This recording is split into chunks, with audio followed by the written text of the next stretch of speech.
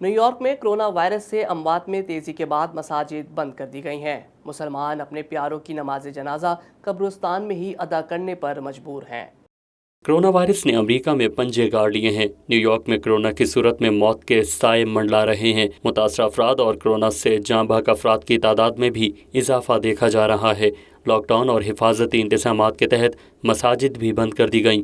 مسلم community کو corona virus کی وجہ سے اپنے عزیز و اقارب کے انتقال کی صورت میں مرحوم کے غسل، کفن اور نماز جنازہ حتیٰ کہ تدفین میں بھی دشواری کا سامنا ہے۔ مساجد کے دروازے بند ہیں اور دروازوں پر گھر میں نماز ادا کرنے کی تلقین کی عبارت بھی درج ہے۔